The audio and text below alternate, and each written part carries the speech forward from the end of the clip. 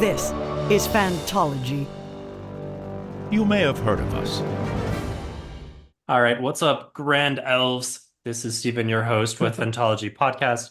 I have my lifelong friend Ben here, and our buddy Justin, who's on to talk to us about Rings of Power, Season 2, full season review, emptying the notebooks, and Justin knows more about Lord of the Rings than we do.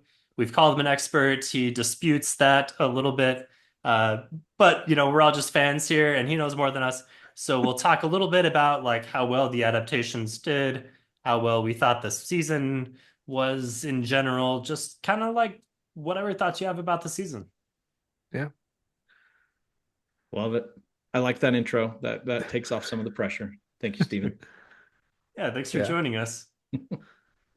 All right, so I figure we'll talk through the different characters and plot points.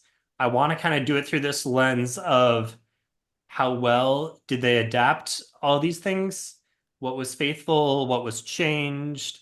What is still kind of to be determined because we haven't seen where they're going exactly. And there are a lot of plot points, which I have an opinion about. But let's just start with like best and worst of the show for each of us. Like for this season, what was the standout? What was the thing that you were like, that should have been different? I guess I'll start. I think for me, the best part of the show was, I think I said this in my mid-season review as well, was the dwarves. I really enjoyed them. I really enjoyed Durin. I thought that whole storyline was very well fleshed out. I also think that it received the most balanced amount of time given to it. I There was never like a span of multiple episodes where they just kind of fell to the wayside. Mm. Um, I I thought that I had a lot of buy-in with the slow descent of the king into kind of the grasp of the ring. I thought there was a nice payoff at the end. And I thought that even though they didn't provide help in the time we might have hoped for, they still managed to get there and pull out maybe salvaged some lives. So I think the dwarves were probably the best part about it for me. Okay. Do you want to do my worst part as well, or should we go around and do best parts? Let's go around and do best. Okay. Oh, for me, it has to be watching Sauron manipulate Celebrimbor Mm. and just that whole dynamic, how that played out. It was so Sauron to a T. And Mm. it just showing how mercilessly was he was just willing to do whatever it took to get Celebrimbor to do what he wanted. But then, like a classic narcissist, he just made it, Celebrimbor, this is your fault. And Yeah. he it was just so well done. I loved seeing that with Sauron because it's exactly what I wanted to see of a Sauron in the Second Age. Yeah, I totally agree with that. I love how he just can never stop manipulating. Like even with Galadriel at their like final battle, he's still like manipulating her. Like I would have given you the crown, you would have been my queen. Like all these things, man. He just can't help himself but manipulate. Yeah, very good. Mm.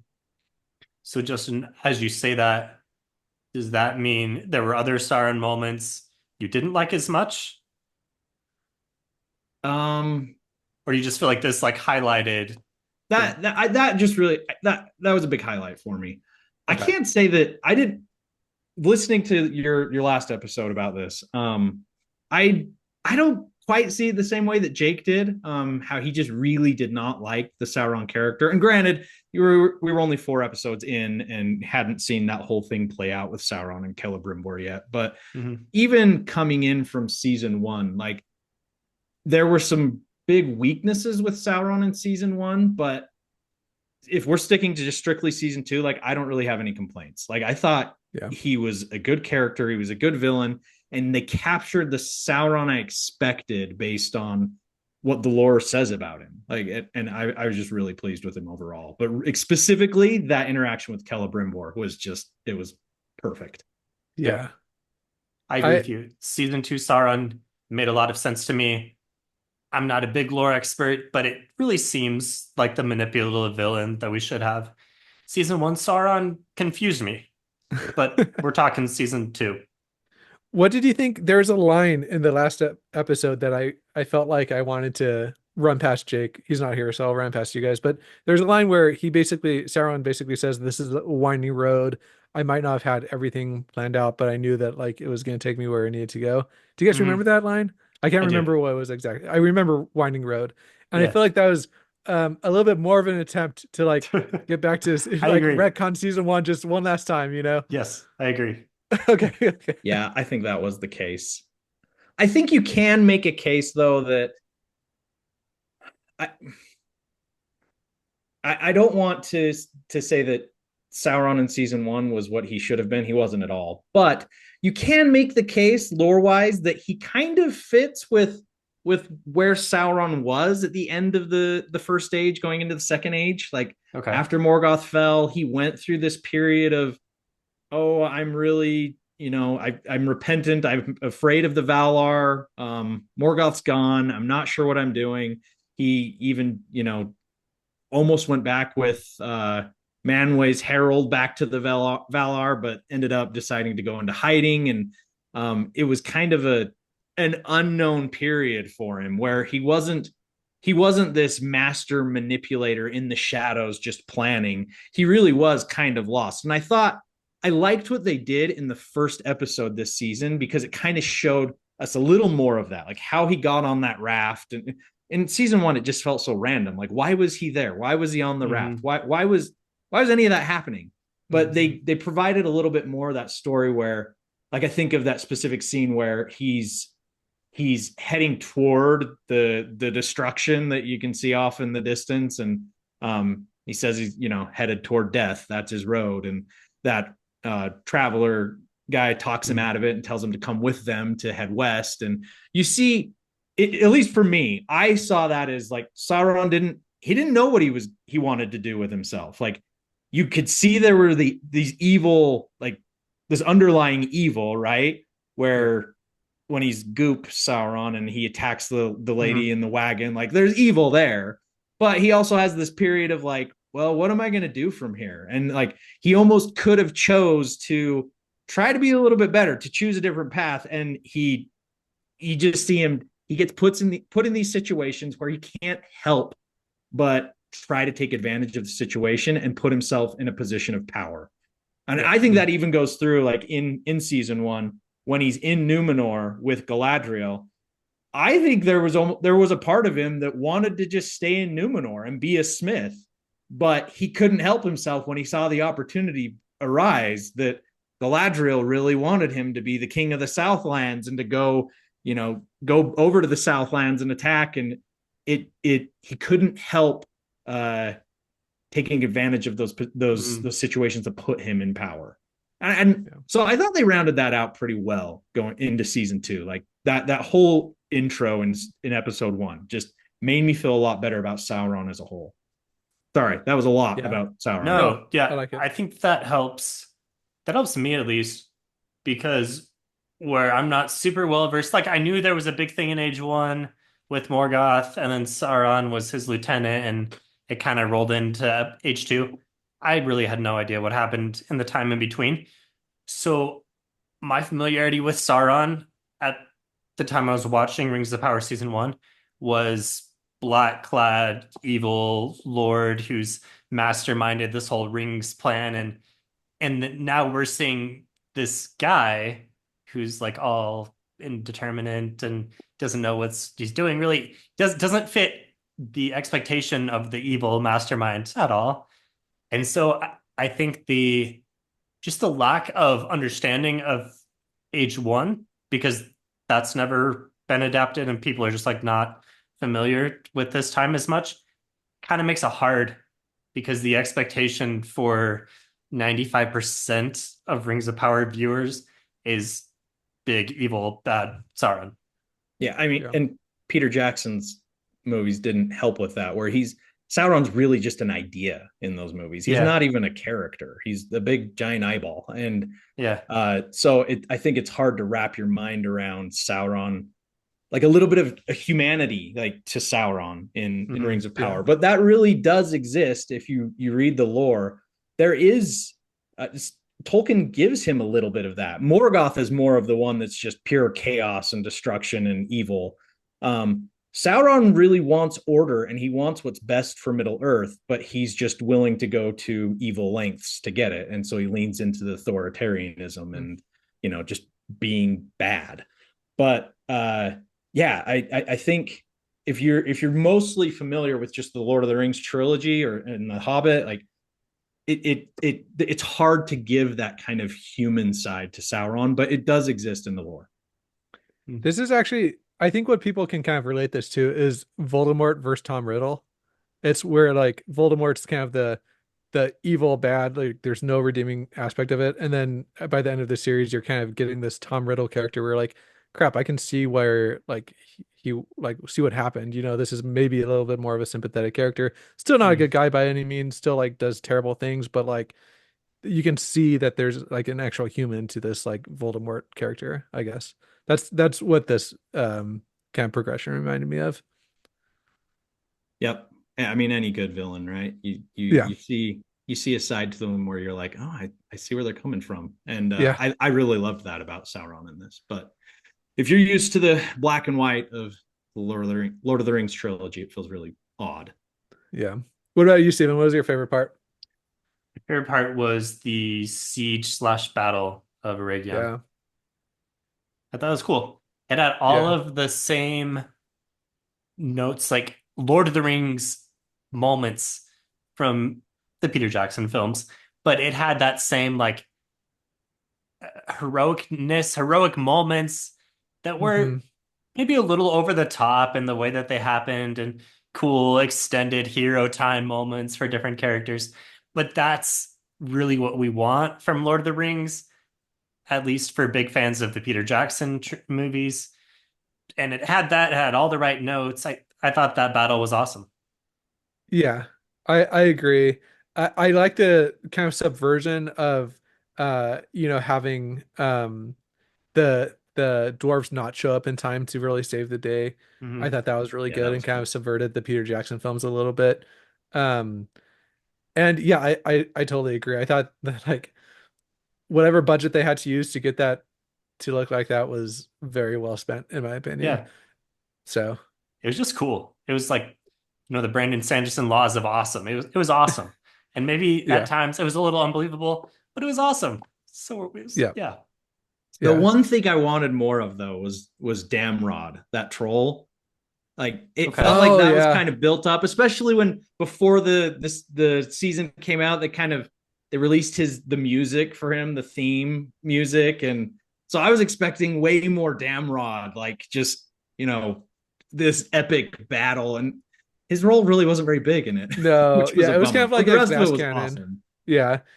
Like just trip him and then he's down for the count, like Yeah, yeah, for sure. But it, Uh, it, it did give what's that elf's name? What which the elf? the one that's really good with the bow Arondir, and arrow that we followed season Arondir. one. Yeah. Yeah, yeah. It gave him a good moment, you know what I mean, where he's able to contribute to the battle a little bit. And the fact that he saved Galadriel was cool. Um Two so quick follow-ups. How did he get there? I was confused about that. Isn't that a really long way away? we don't ask questions like that here, There's a Steven. lot of teleportation in this show. It's like the elven fast travel through all the forest. Yeah. There's the ways are just happening in the background that you don't need to really know about, but Okay. they're there. So Game of Thrones season 8, transportation there. Second question, was the fact that the dwarves didn't show up, is that kind of tying into in the Lord of the Rings story, there's this distrust between elves and dwarves, and is that tie into it a bit? I don't know that it does because don't they all fight together at the end of the Second Age? Yeah. I don't I can't say where they're going to go with it for the show's sake, but lore wise, that I don't see that playing a big role in that. Okay. The dwarves did seal off Khazad-dûm from Eregion when that whole battle took place, and but I don't think it was a like a sore point between the elves and the dwarves. Like they, uh, like there was an understanding. Like Sauron went in and just sacked Eregion. Like it wasn't like, oh, the dwarves should have come and saved us. I think that was just kind of a device for the show to make it more interesting. The dwarves ended up showing up anyway, so I don't see it being a lasting, wedge between the two races. But I thought it was cool that they did that. You could see it in Elrond's face. Durin will come. Durin will come. And then had, finally, the when they do show up, moment where they look off into the bright light and there's just the messenger guy coming back. Yeah. I thought the trees were going to come, but that would have been epic. That's the only thing that could have made that battle more epic. Some Ents show up, man. Some Ent wives. Yes. So the Siege of Eregion, from a bird's eye view, how well did it follow the actual lore?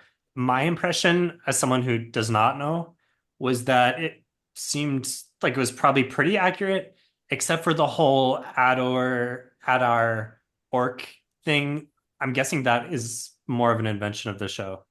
Yeah, definitely. And I don't want to be too critical of it just because they are dealing with this time compression. Like that is all the people that have issues with this show. The main ones I hear about come from that time compression. And like to tell an interesting story, they couldn't, drag it out over hundreds of years, right? Like how it actually happens in the lore.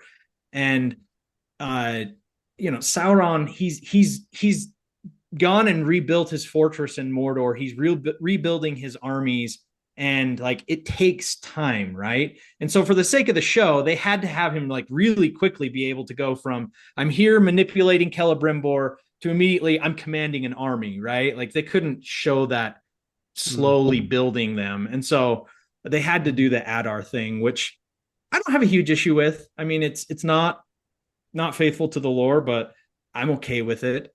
As far as the rest of the attack, reading about it, I always got more of a sense that it was, sacked. Like they just blitzed in there and wiped the thing out. And it ends with Celebrimbor getting carried around on a banner, his dead body up on a banner. Like it's pretty gruesome. So they made it a little bit more of an epic battle than I think what lore wise it should have been. It should have been just Sauron and his armies blitzing through there. And then, the survivors going with Elrond over into Imladris, Rivendell to the north. But so I mean, I get why they did it for the sake of the show. It made it more interesting too, because you got that more like the classic Lord of the Rings epic battle rather than just armies marching through there and just chaos and destruction. Yeah, I think from like a non-lore person, I really liked the fact that, because from my perspective, elves are like this kind of impenetrable, like almost immortal force. And so it's kind of cool to see that they're, that they can be weak and kind of overtaken, despite their best defenses. I will say one thing I didn't really ever understand about the show was like how much reverence was given to Celebrimbor. I like when they were burning the writings of Celebrimbor and they're like so devastated about that. It just didn't really connect with me. Like, okay, he's a master smith. Like, I'm sure people know how to do smithery. Like, and like what's so important about that? He didn't even know how to create an alloy. So how good could he? Yeah, I mean, come on, dude. Like he's mixing like Sauron's goo in there instead of, So how good of a smith can he really be? But I don't know. So that was one thing that didn't really, I never really got the reverence for him, or why he was esteemed so much. I don't know if I just missed that part of the show where they built that persona up, but that was one thing that kind of didn't land with me as much. Before Justin responds, I just got to say how much I love that you went with smithery instead of smithing. Smithing, okay. Smithing. I was going with it, Steven. Okay. I'm just picturing Mr. Smithers. Um, well, that's interesting. Like hearing that from somebody that's maybe not as hasn't read into the lore as much, because in the Silmarillion, I mean, the book's called the Silmarillion. It's all about the Silmarils, right? Okay. These jewels that Feanor created that hold the light of the trees. I don't know how much we want to get into all of that, but they're just like that's something that the elves, especially the Noldor, which is all of the like ethereal, fancy elves in Middle Earth, like pretty much all of them are Noldor. Galadriel, Elrond, like they all come from that group of the elves, and those elves are very they love creating things. They love like creating like the Silmarils. They love like the rings. So Feanor or not Feanor, Celebrimbor, he would have been seen as like this is the height of our craft. Like he created something beautiful that also is extremely powerful, and like it's the greatest thing that our group of Culture. elves Yeah. has created since Feanor, who's like legendary for good and bad reasons. But and you kind of got that sense how he has the hammer of Feanor, and also the statue of Feanor holding a Silmaril. Like so, I think that's where that comes from. But if you haven't read all lore and exactly. Like how much they obsess over it, you might that goes over your head. Yeah, for sure. Because there's never a moment where he explains what the hammer is. It's more of fan service, which I recognize as like not a huge fan watching the show. I recognize that this is fan service going on, but it doesn't. I don't immediately get that baggage with it. That kind of like conveys the extra meaning to me. You know what I mean? Yep, makes sense. Stephen, what did you feel is kind of like a in between fan? It might have been the depiction. I mean, most of the time we saw Celebrimbor was he was being tricked by Sauron, and we knew that as the viewer. And so we're like, this guy's an idiot. He's getting played. And yet he's like this super important thing that everyone else cares about. So maybe it's a little confusing from that aspect. Yeah. I think that was part of it too, is that like you weren't being tricked along with them, the whole time you're like, okay, you should probably notice the same rat running back and forth. Like, I'm not super impressed that you noticed that, you know what I mean? Like that might be a giveaway or whatever. But yeah, but I think in general too, I did enjoy the slow descent into like madness almost, and showing him like first writing a letter that kind of just was like a white lie or whatever, and then slowly just kind of losing his way until he's he's been led down this dark path by Sauron, and suddenly the best that he can hope for is to cut off his own thumb in hopes of getting the rings out of there. That whole like character progression was really well done in my opinion. Mm-hmm. Yeah, agreed. I agree. This was the highlight of the season. Okay, should we swing back around and talk about things that didn't work as well? Sure. Okay, we're back to you, Ben. Okay. I'm gonna say Numenor, just kind of the whole thing. I didn't understand why it's important to anything.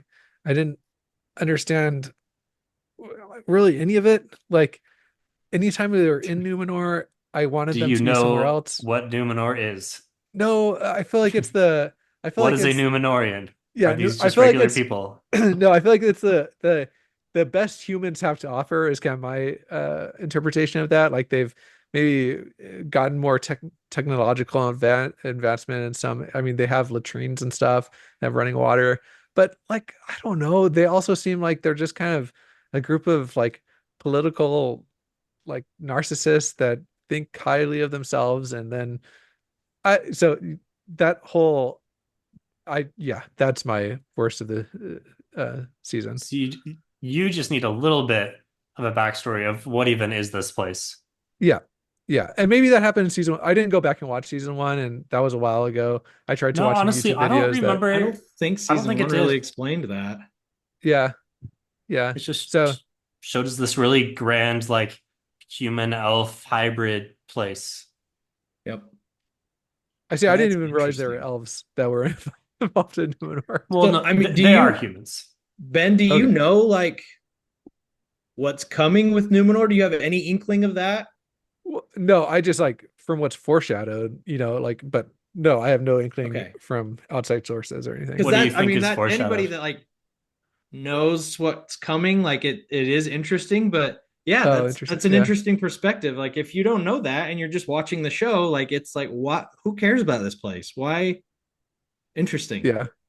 Yeah. I don't know, Steve, in terms of what I think is going to happen. Yeah, This what do is, you I'm, think? I'm sure I'm going to embarrass myself right now, No. but I No, think that is just you're going to, good. I, I think it's going to slowly descend into just like corruptness and that there's going to be Sauron's influence is probably spreading there. Maybe they're going to hijack the city for Sauron's purposes. And then you're going to have, oh, what's the guy's name? That the dad of the hero that we like that Elendil? runs off with the sword. Yeah, he'll probably carry the sword and try and have a fighting force that follows him that ends up being a strength to something down the line. That's kind of my Okay. foreshadowed guessing. You recognize the sword? No idea what the sword is. Come on. I'm Oh Where man, would I recognize? you're gonna love watching the next couple seasons. It's gonna blow your mind. Hopefully. What? okay. The I only feel sword I know like from Lord of the Rings is Sting. Okay. no, there's another really important sword. Oh, okay.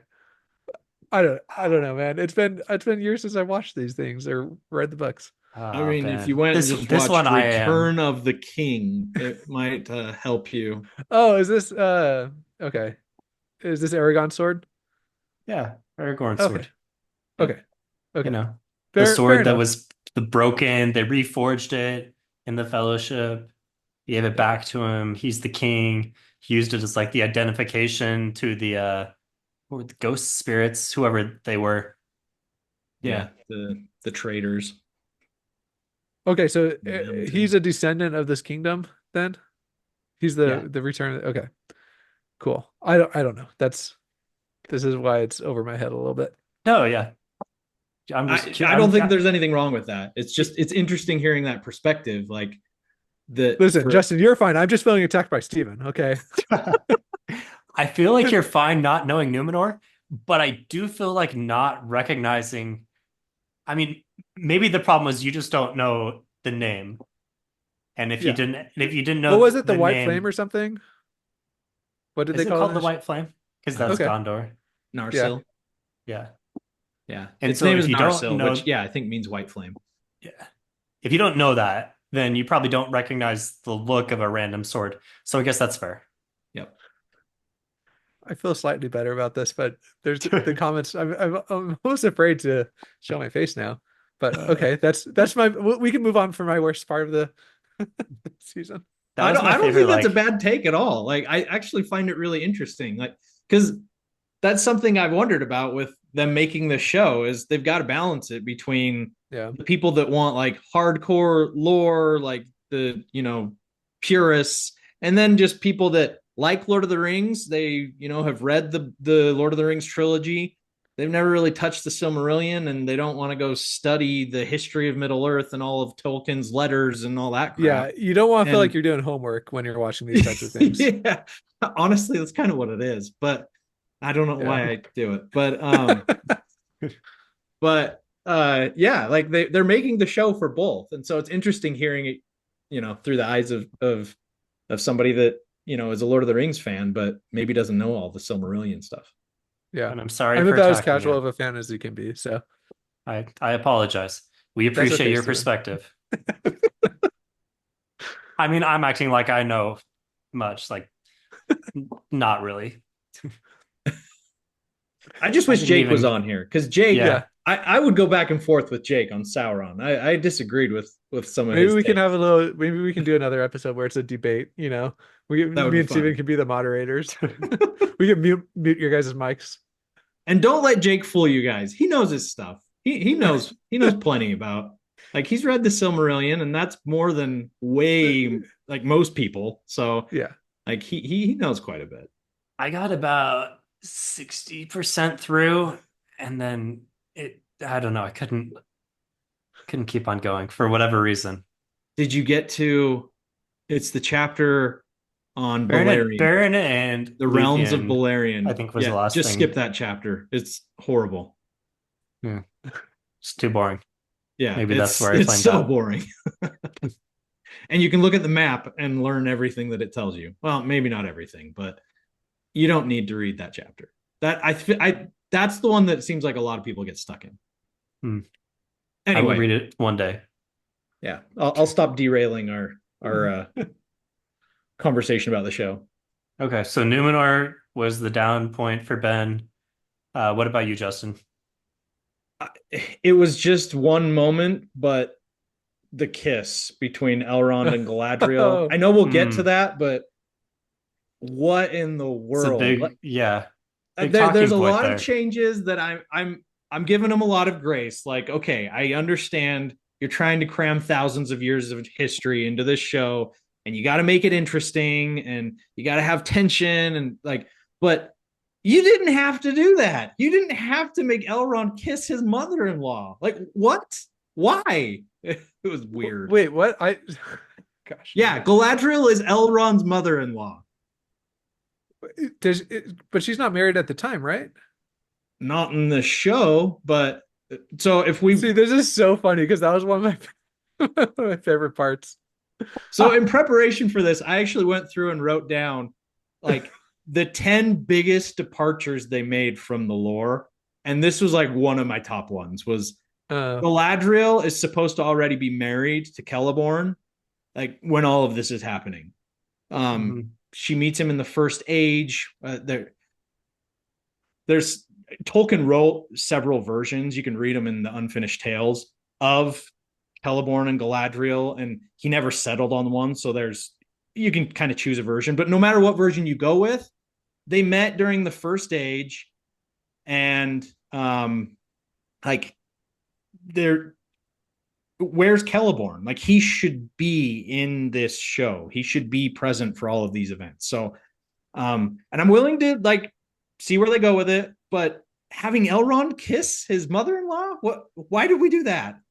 Anyway. well, we needed some type of romance, sexual tension. It kind of resolves itself, like not resolves. It continues on where when he chooses to put on the ring to save her. See, I'm like shipping this right now. I don't think they're This gonna is do anything else with a it big though. draw of the show. They Nothing. can't. Okay. Like See people will that'll bother riot me. if they try to. That'll bother me for sure. If they don't continue down this road, I saw a because it thing seems like with the actor, Elrond actor, Robert Mayo, something like that. Anyway, he said that it was just supposed to represent how much they cared about each other, and elves are kind of on like a different realm of romance, and so it's kind of different realm supposed to of be romance. interpreted differently. I don't know. I don't know exactly what he said. Anyway, it was just kind of this like wishy-washy thing of saying that nothing else is going to ever come of this. That was like the least platonic kiss that not maybe not the least platonic kiss, but it was not platonic. Yeah, so I went back and read an essay in the History of Middle Earth where Tolkien talks about this, and my mind's going blank. I know the name of it, but I'm blanking on it right now. But he talks about elves and kind of their uh relationships and like social norms and like the rate that they age. So usually they reach adulthood around 50 years old, and that's when they usually marry. And because they're immortal, like this is where I had to think about it when I saw this in the show, and I'm like, okay, maybe we could go with this where like they're immortal, so like mother-in-law daughter relationship wouldn't be like how we think of it because they're more all peers, right? And so maybe this is like more comparable to somebody dating one sister and then ending up marrying a different sister. Like, okay, but it still just felt weird. It just felt weird to me. Yeah. So Elrond's Yeah. married to Galadriel's daughter. Yep. Are they married at this time of season 2 of? That's a great question. I don't know. I got to think about that Hmm. because Galadriel and Celeborn are already would already be together. And when does here? Let me look it up quick. Okay.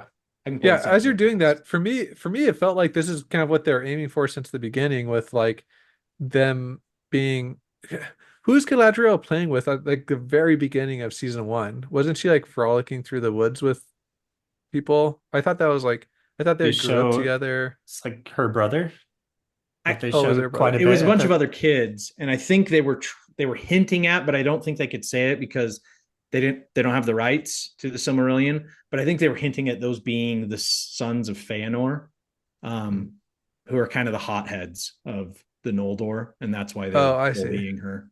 Yeah, And so that maybe that's where she got and kind of they're her hot like streak cousins to from. her. So like, yeah, related, but they're kind of the punks in the Okay. family.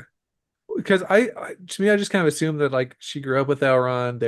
They were I don't know, like it felt like they were had this kind of planned Hmm. relationship Do thing. you remember enough of the Lord of the Rings trilogy to Yeah, know yeah, that they yeah. like weren't together? No, I did know that, and that's kind of like when she was gonna die or whatever. I'm like, well, she still has to live to, because she ends up marrying what's his name, right? Uh, Celeborn? what? She's already married. Wait, I thought she ends up with what's his name? Um, Return of the Frodo. King. Gandalf. Gandalf. Aragorn. Aragorn. Yeah. No, you're this is Arwen. Oh, okay. So, Galadriel shoot. is in the trilogy. She's in what forest is it? She shows up Lothlorien. to save Frodo, right? Mhm. Like when he gets stabbed by the No, um that's Arwen. oh man, I see, Yeah. I don't know. Arwen is Elrond's daughter, Okay. and Oh. So Galadriel is her she grandma. Apparently also had a fling with. Yeah, Okay. apparently. I can see why this is yeah. so distasteful then. Okay. They So visit her FYI, in Elrond and Celebrian get married in the Third Age, so they would not be married at this point. okay. So Elrond's So he's he's still a eligible. bachelor. So he's kind of like there's a MILF situation going on right now then. I guess so. Yeah. Like I said, like they're all immortal, so maybe it's not weird. I don't know. I thought it was weird too. And I don't even I mean I did know the family history a little bit. It just felt really forced regardless. Yeah. Yeah, Yeah. I think that's why part of why it was so distasteful to me is like it just felt forced, and then like it's not even like they had to do it for the lore for the show. It just felt like this Yeah, and forced like thing what that he was gives just her a weird all key, around. like or a piece of metal, like she wouldn't have couldn't Mhm. have procured that from some other, way. Yeah. Yeah, I agree. They could have played it off a little bit differently. They could have acted differently where the kiss was like fake and the whole thing was to give her the lockpick. That would have been okay. I've seen those arguments that it was just to fool Adar and the orcs so he could hand her the pin, right? And but like they could have made that clearer, Yeah. Yeah. they Like didn't. Ben said, he felt the passion. Yeah, Yeah. exactly. Well, I felt like the whole thing was leading up to that, like I feel like there was a little bit of will they won't they going on the whole time. So, Hmm. and I was kind of excited for that to continue. He sacrificed his morals for her a little bit to bring her back. It's like you can't save her, but we can. Slides on the ring. Yep. Yeah. Yeah, no, you're not wrong. I Oh, guess I just dismissed this as a possibility always. And so I never picked up on those vibes. Yeah. Interesting. Oh man. See, it pays to not be a true fan. Just I'm being spoon fed exactly what the showrunners want me to feel. All right, my downside, I felt like in general, they had too many plot lines, too many balls juggling around.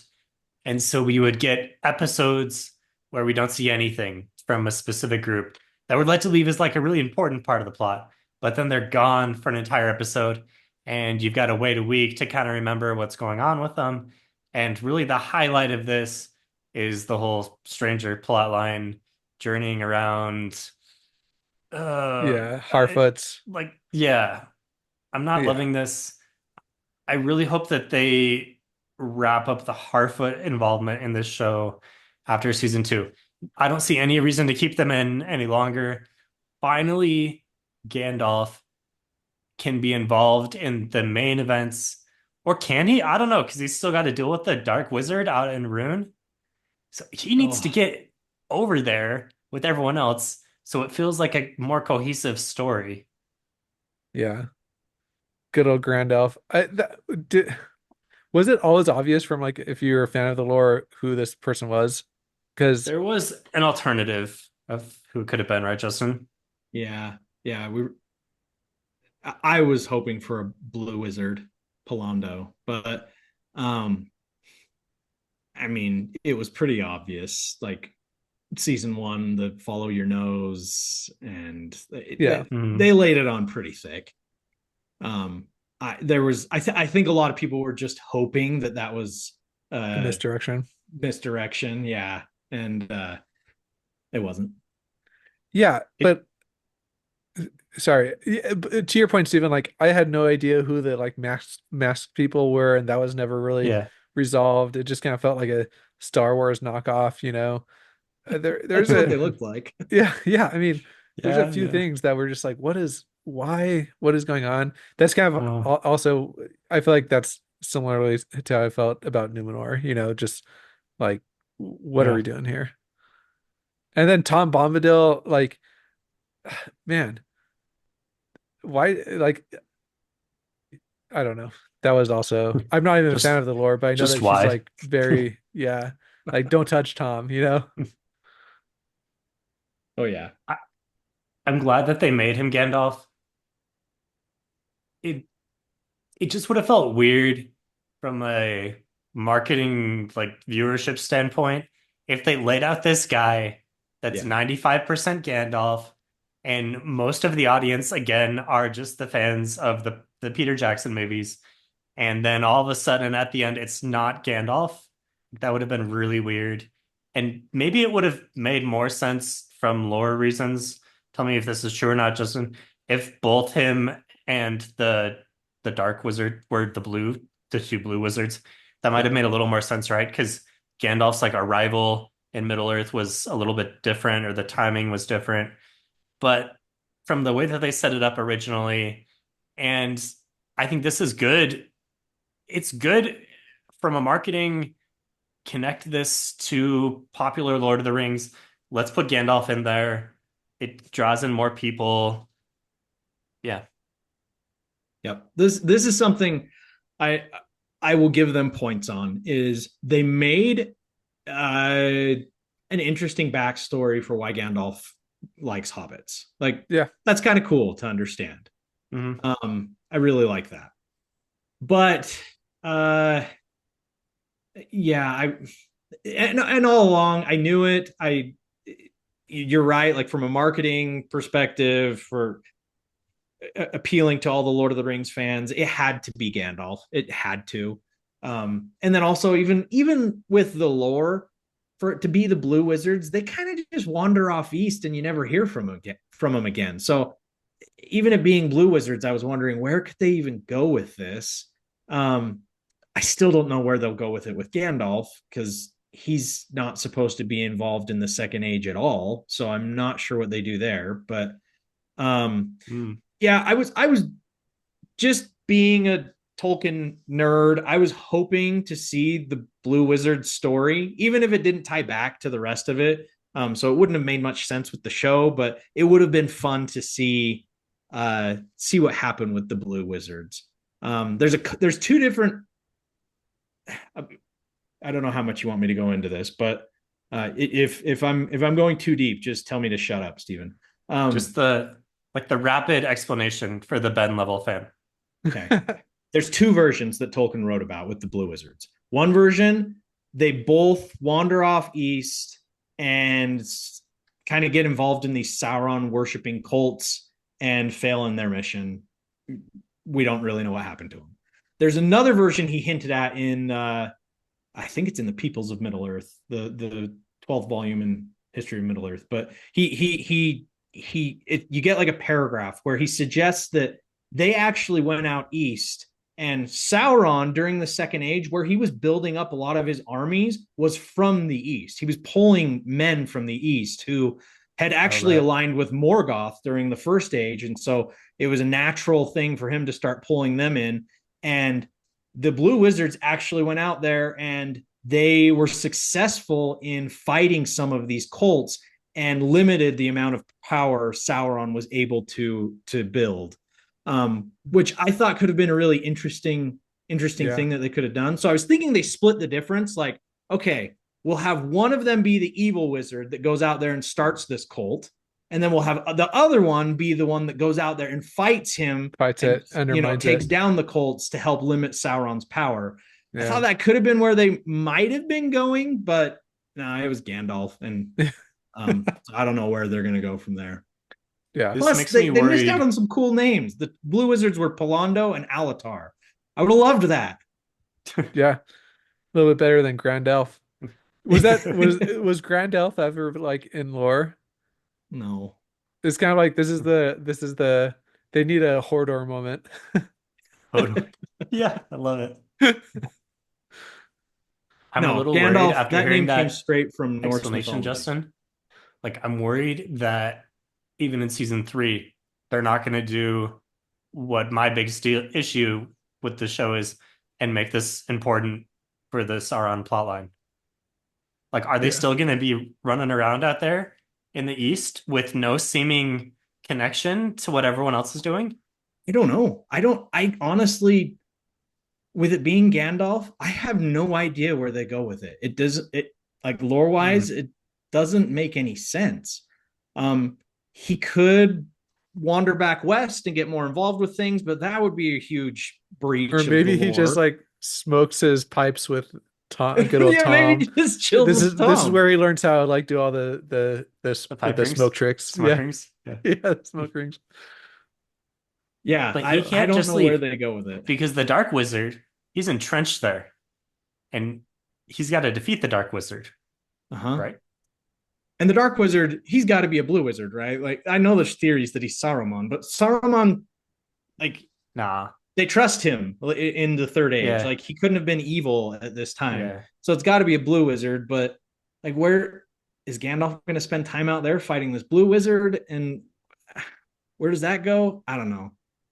Yeah. And yeah, it seems like the Blue Wizard's not going to go back west and get involved with what's going on out there. But so they have to stay in the East for a while, at least while Gandalf's fighting the Dark Wizard, right? I'm concerned about that. Hopefully they do a little bit of what you were explaining connected to Sauron trying to grow his power out there. So in season 3, Sauron can be trying to go both ways, and Gandalf is involved with the Dark Wizard, and their conflict boils over into Sauron's doing, and Sauron's also in with the rest of it. That seems about the only thing that they could do. That has to be it. Yeah. So Gandalf's gonna lead an army of Harfoots to destroy Saruman. No, dude, we got to be done with the Harfoots. No more, please. Oh, that was actually one of my my big pet peeves in the show was the Harfoots in the stores. Like, it's cool that they introduced the stores, but the prologue to Lord of the Rings explains all of this concerning hobbits. That whole chapter explains all these groups. They have the rights to all of this. I don't know why they changed it so much. Like the stores, they are like more light-haired and light-skinned than the Harfoots. The Harfoots are like the darker skinned ones, and the Harfoots like to stay in one place. They are the ones that like to create like tunnels, the burrows. They have their underground houses. The stores are a little more like they like hunting and getting out and moving around. And so it was just like this weird reversal of what these Hobbit groups should have been.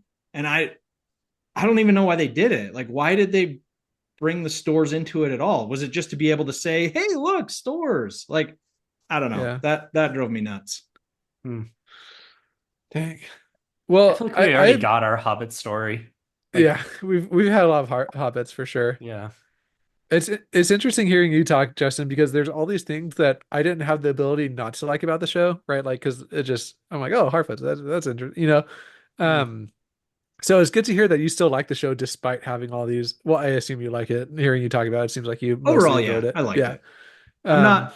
I think a lot of the people that you hear all the negativity from, the hate, like they're really just performing lore yeah. purists. Like there really is this sense out there that the more I can say how much I hate this show shows how much I actually know Tolkien, and Yeah.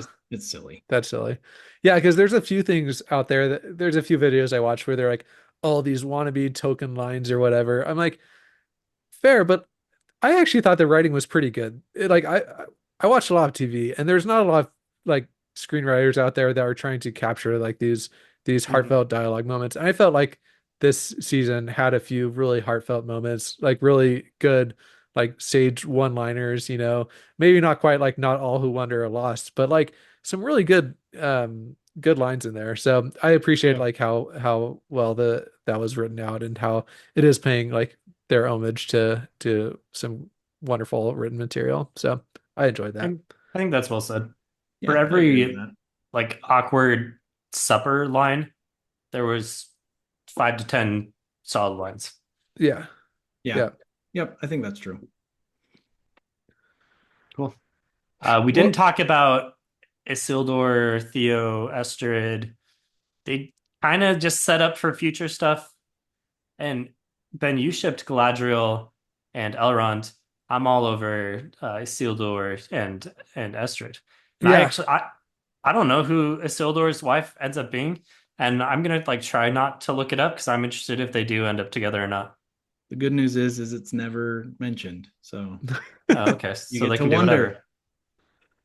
Yeah. No, I do enjoy that. That did it kind of seemed like a plot point that was meant to carry us through the first 4 or 5 episodes and then kind of just, you know, faded to the background when more important things were happening. So, which I can get on board with. But I thought the fact that she was had the brand was kind of just meant like glossed over way too easily. Like it was meant to be a cliffhanger for 1 episode and then just like, you fell on hard times, whatever, you That's know. Hmm. true. So Yeah, Like that all of that going on in the Southlands was probably the weakest part of the show for me. I just I wasn't it just didn't interest me. At least story wise, I was a little bored with the wizard and the hobbits, but at least I was wondering like where's this going? Like, is this Gandalf? Is this a blue wizard? But the stuff in the Southlands, I was just like, I don't really care about this. I agree that Isildur and Estrid like seems kind of interesting. I wonder where they'll go with that. But the rest of it, it was cool seeing an Entwife show up. I don't know what the heck she was doing that far south. That doesn't really make sense to me, but it's fine. Um, they can travel through that forest really quickly. We already established that. wait, sorry, what? They can all travel through the forest super quickly Yes. and rings of power. Yeah, lots of fast travel. Yep. That must have been how she got there. I agree with you. I wasn't super interested in, and honestly, they didn't do many like meaningful plot things at all. Maybe part of it was the Bronwyn actress leaving the show might have kind of thrown them for a loop. Oh, that could be. I don't know I if you hadn't picked thought up of on that. that That at could all, be. Ben. Yeah, because they were kind of building that up and then they just had to Yeah, pull it she out just of had to the die. entire plot. Yeah.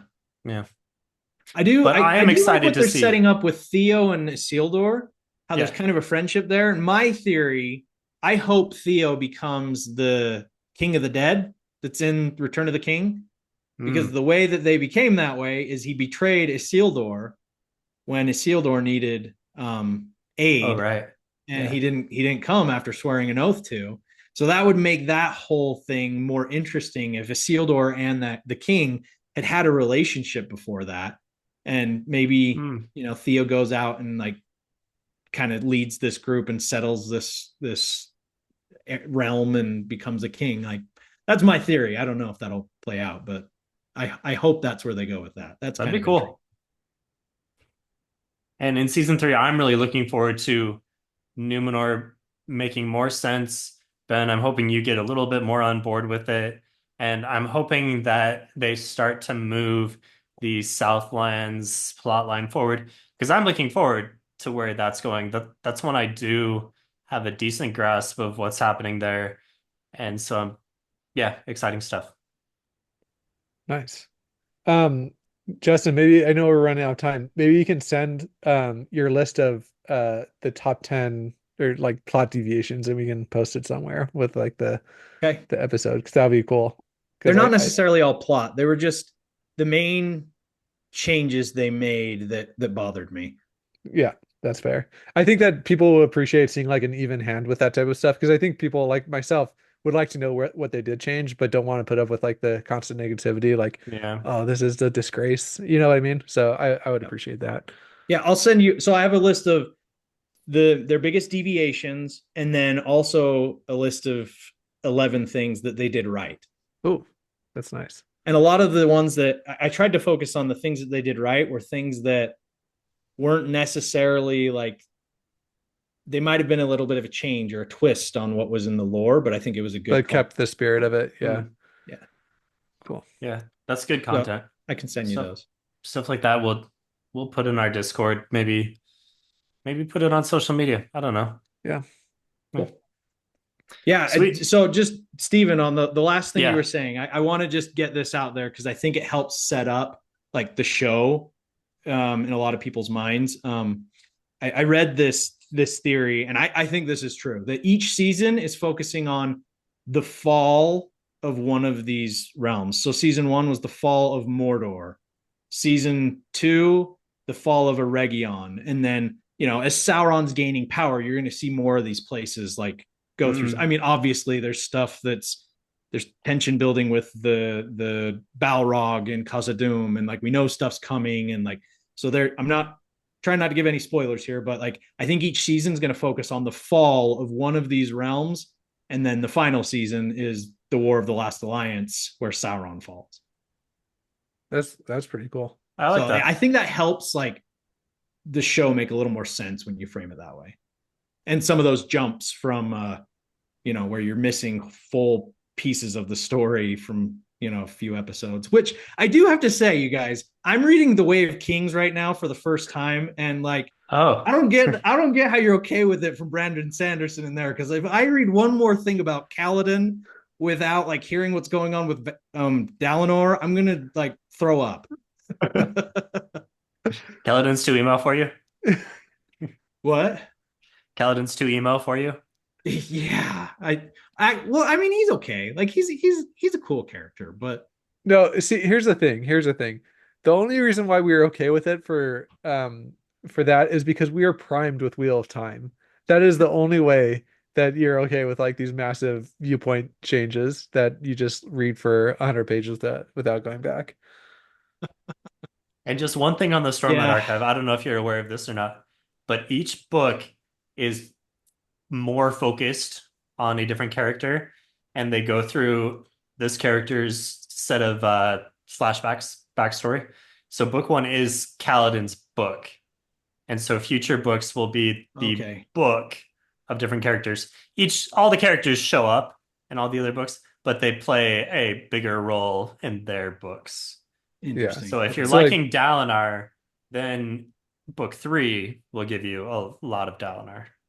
So this is funny. The reason I'm reading it, I tried a while ago, and I'm sorry guys, I just struggle with most fantasy. Like for some reason, Tolkien just I don't know if it's because it's more mythology, and I get into that, but like I just struggle, and I don't like knock anybody that likes it. Like it's good writing, but I'm for whatever reason, and my wife actually just read it, and like she read the first 3, like boom, boom, boom, boom. And like, she doesn't like to read books like that. And these are, like 1,200 page books. And she's like, you have to read this. It's so good. So I'm trying to get through it, and I'll let you guys know.